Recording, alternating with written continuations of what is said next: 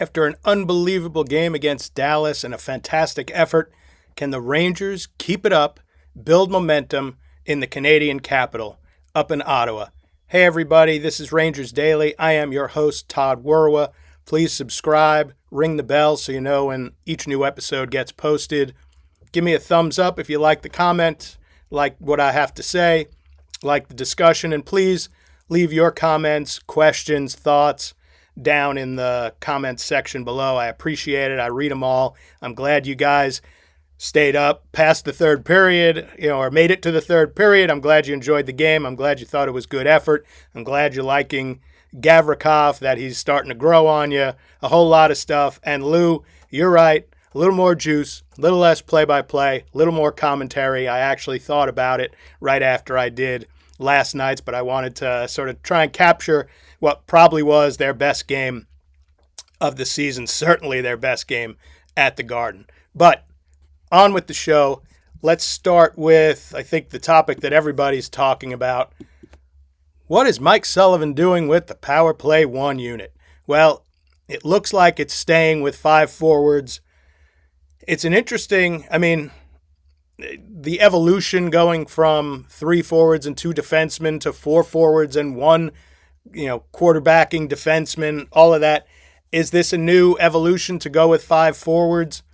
It's obviously unique to every situation. It depends on if you have someone you think can actually quarterback the power play or offers you something that, in a forward that can overcome all the great things that a defenseman does, both the ability to kind of walk the blue line and be there in case there's a shorthanded situation. But it looks like the same 5, Panarin, Miller, Trocheck, Mika, and Cooley, are going to be Power Play 1. According to practice on Wednesday, it sounded like they were getting a little better the more they did. I think Panarin offers something interesting. He's slick. He has great vision. He's a phenomenal passer. He's the best at not being a north and south player. I'm not saying he's better not being a north and south player. I'm saying of the guys they have, with a little need to be a little more maybe east-west across the top of a power play or passing cross seam, cross ice, he's the best of that bunch. Let him be free. He's confident in dangling, bringing the puck up. It has its faults, but I credit them for giving it a try. It gives also your best players a little more time with the puck, which hopefully leads to goals, right? You hope your best players do something while they're out there on the ice. I know it's really just one player, right? One forward and for one defenseman, but getting those guys to play together, maybe, it's somebody that has a little more goal scoring acumen, but Panarin piles up assists, and I'm sure Mika will come up to the top as well. I say give it another game. I don't know if it'll work against Colorado, if it doesn't work against Ottawa. So I might not extend it to the weekend and might put Morrow or Schneider back there. I'm still not sold on Morrow. Everybody says, I know he played all of the playoff series for Carolina, but I don't really think he played all that well, and I don't think he's up to NHL speed. But if you've got him up, you might as well use him. I say give it one more game. I think it's an interesting concept. The power play was humming. That's the problem. After such terrible, dire straits at the start of the season, they've actually risen. I think when last I checked, yesterday they were 12th, going 0 for 18 or whatever they did against Dallas. Might have knocked them off a little bit, but it had been humming. I say give it a try. Sullivan said he thought they got better as the game went along, and I think they did. They got chances on that 4-minute power play. They looked a little better. Honestly, the first power play, if Panarin was able to keep the puck in at the blue line sort of early in the power play, they were setting up for something good. There was another one where he passed it to Mika for a one-timer, and Mika broke his stick. So I know the calls for a defenseman just because it's conventional thinking you have to have a defenseman out there. I say try it for one more game. Sullivan admits Panarin's in a spot he's not comfortable in. It's going to take a little bit of time, but Panarin's smart. He's got great vision. I say give it another game. Let's see if it shows signs of life before abandoning it, because it did get a little better as the game wore on, and with another day to practice it, you figure it will be better. That's my thoughts on this five forward power play experiment. It's not putting, Nathan McKinnon and four other guys like that out there. They each do have their roles, but sometimes you got to try something new when dire straits happen, and you do know you have other guys that can quarterback a power play, certainly not as good as Foxy, but, to fall back on. Anyway, that's my thoughts on the power play. Steve Valiquette had some interesting numbers about the defense, and I dug a little deeper, and just how different it is this season from last season. He went deep. So this is, defense against at 5-on-5. Net front D zone. Last year, the Rangers ranked 7th. This year, they're 3rd. Dots down in the D zone. They were 26th last year. They're 18th so far this year. East-west in the D zone, they were 32nd. This year, they're 4th. And odd man rushes last year, they were 13th. So far this year, they're 4th. So a total difference, a total flip from the man-to-man Laviolette used. To quote Valiquette, he said, "That's not mild improvement, that's a lockdown." Those are his words from Clearsight Analytics, and his numbers from Clearsight Analytics. All very interesting. It's obviously a much better defensive structure, defensive effort. As of Wednesday, the top 5 in goals against per game, the Rangers were 4th behind Colorado, Washington, and Tampa Bay. They're pretty stingy, and that's a good thing. Yes, they need to score more. They're allowing 2.61 goals per game. Through 28 games last year, the team was 15-12-1. They're 14-12-2 now. They were allowing an even 3 goals a game. They were allowing 31.9 shots on goal. This year, they're allowing only 28.5 shots on goal. Their attempts percentage, so the Corsi 4 percentage last year was 49.3. This year is 50.9. So they're driving play a little bit better. And this year, total goals allowed at 5-on-5, the Rangers have allowed the 6th fewest. So, yes, I know without Fox, some of those numbers may change, and a lot of that points to the chemistry. A lot of these great numbers point to a different structure, but also a different chemistry between Fox and Gavrikov than Fox had with his partner last year, or partners as Lindgren left.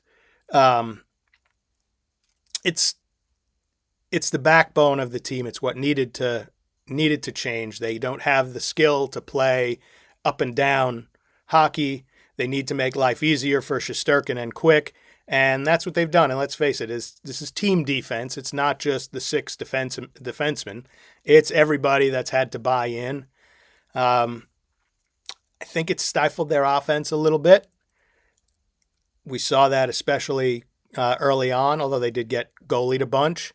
I don't know if everybody really feels quite free enough to do what they want on the offensive end, but in order to win games, you gotta limit chances, and especially this team, the way it's constructed. So I think it was a much needed change, and it's glad to see that it's much better this season under Sullivan. But we'll see. There's a long way to go. Remember how the Rangers fell off last year.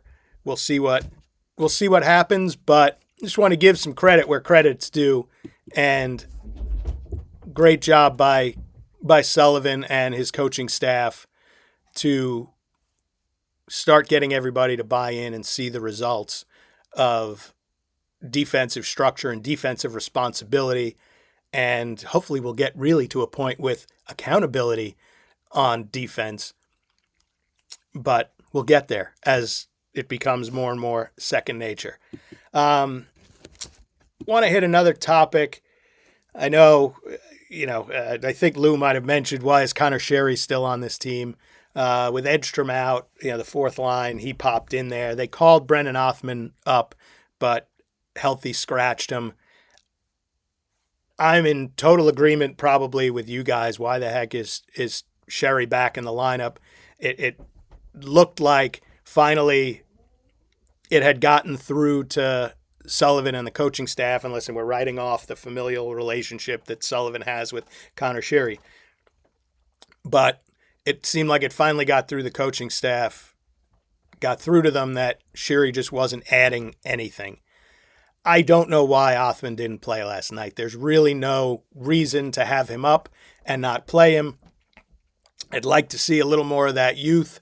There was no reason for Sherry. You could even put him in ahead of Radish, who really hasn't done much since that hat trick game, especially with that fourth line not really being the momentum line anymore. I think that's the third line.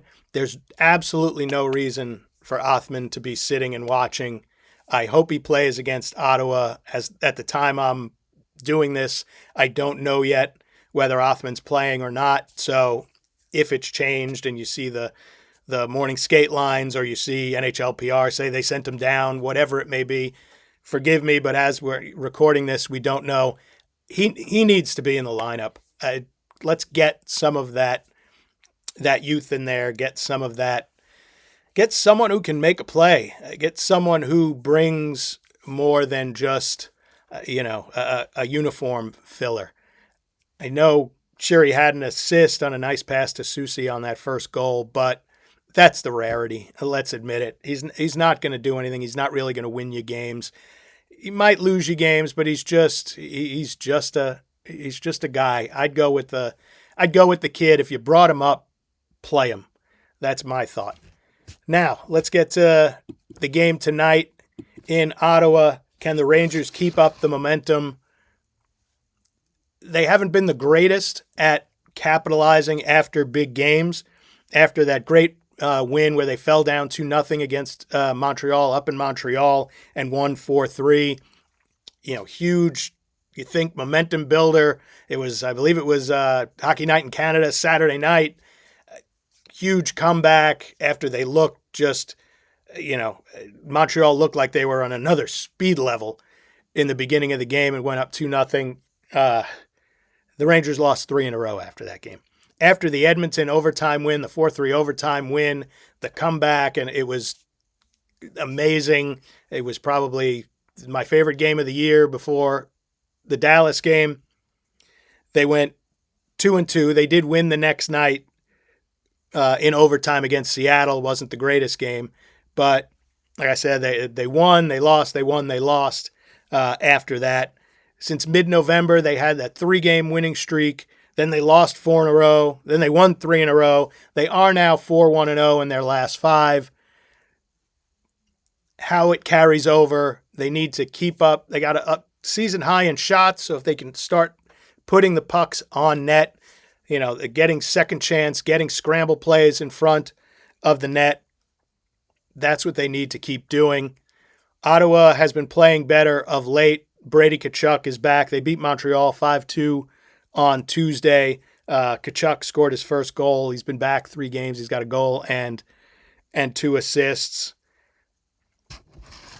I hope they can, right? That's what the coaching staff wants to see. You want to take a little step each game and get a little better. And part of that is making sure that what you did well is your foundation and then step up instead of having a reverse and have to kind of start all over again. The Senators do play good defense. They allow the 4th fewest shots per game at 25.5. They don't take very many. They're 25th in shots per game at 26.2. Their goaltending has not been good. Both goalies have a save percentage under 900. Linus Ullmark's last 8, I think he's at 894 with a 2.6 goals against. Not sure who'll be in goal. I would assume it's Ullmark, but the Rangers have had this run where they've faced some backup goalies of late between Jonas Johansson and Casey DeSmith. And so who knows who we'll get. But Ottawa's started to play better. Tkachuk is back. You always got to beware of Stützle. And, they certainly have good players. It should be good. Rangers have been great on the road. So let's see if they can build momentum. Let's see if Othman plays. Let's see how the 5-forward power play group works. And let's see if they can keep up the solid defense that has been their hallmark so far this year, or their greatest change from last year to this. That's all I got for this episode of Rangers Daily. Again, please subscribe. Please tell your friends. Please, if you have any thoughts on what I can do to increase exposure, we're up over 260 subscribers and want to keep building and building because it's a fantastic community. Ranger fans are the best and would like to get this out there as much as possible. So enjoy the game. I'll have the wrap up and my commentary and my thoughts coming up for you the next day. And as always, thanks for watching.